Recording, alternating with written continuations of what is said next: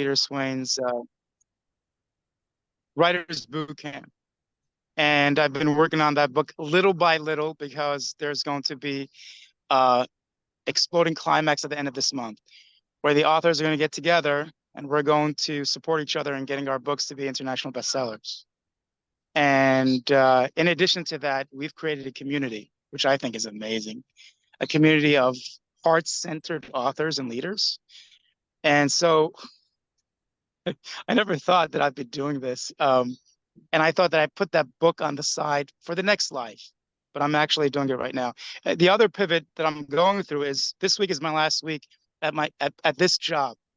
Next week is when I start my new job, which is a leadership position in Silver Spring, Maryland, or DC area.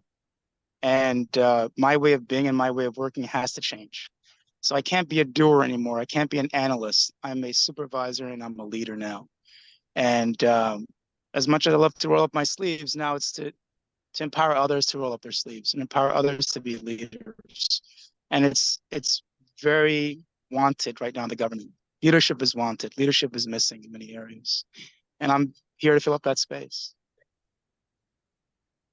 Beautiful, Sammy. I think there's two prime examples of something where you said, oh, I want to change. I want to go in a different direction. I want to kind of pivot, so to speak. But now there's an opportunity for each of those, like to map it out, to sketch it out, to decide like what's your path, like how are you going to do that next week? Like what's going to be the shift that's going to happen? And this week could be the design of that. Like that could be something. Or it's, hey, I got a message that I want to bring to the world. That's my goal. Now, how am I going to do that? One pathway might be the book. Another pathway might be this. Like considering all the pathways, you might do multiple of them. Peter Swain, what do you have to say about this? I think you've done some pivoting in your world, in your business, if not every minute by minute. I know you've spoken to it before. Yes and no. I think it's in the book, actually. And it says, be relentless with the what and flexible with the how. And I think that too many people aren't comfortable with sucking for long enough. Like, I'm going to take this, and it's an emotionally charged word on purpose, right? But Dheeraj, my assumption, my hallucination is that you would like there to be 100 people here. And you'd be like to touching 100 people, and you've been doing this for a couple of years and you haven't got there. So in my linguistic, you suck right now. Like, you're not achieving the goal. Now, that does not mean that you don't pivot consistently, day by day, hour by hour, minute by minute, by, okay, why is this vision that I've got in my head not manifesting? Let's try this, let's try that, let's try this. What I think too many people do is go, this isn't working, I quit.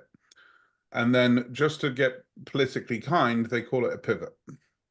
And they go, no, I'm pivoting into life coaching instead of performance coaching. I'm going to pivot into this. It's like, no, just stay in the suck. Like, stay in the suck and get better at doing the thing, but don't lose sight of the where you're going, unless the data has proven that the thing that you're trying to do, the world doesn't want. Like, but there's so many people that tap out so early in the process. They go, yeah, no, it just wasn't working. No, you weren't working. And that's okay. That's like an integral part of learning how to do something, is sucking at it for a very long time. And you gradually, consistently get better until you go, that was it. That was the thing I was missing. Thanks very much. And then you'll suck again for a bit more. And then you'll suck again for a bit more. But I think too many people pivot on the what, which is a completely different thing from pivoting on the how. So I would say I've pivoted on the what 3 times in my life. I would say I've pivoted on the how 5 times in the last 4 hours. So I think that's a really important distinction for people there. I like that. Yeah. And because we could be pivoting all the time, as long as I like that distinction, the what versus the how. Like the goal, the what is very clear. How are we getting there might be altering consistently. Cool. Well, that's where we are this morning, ladies and gentlemen.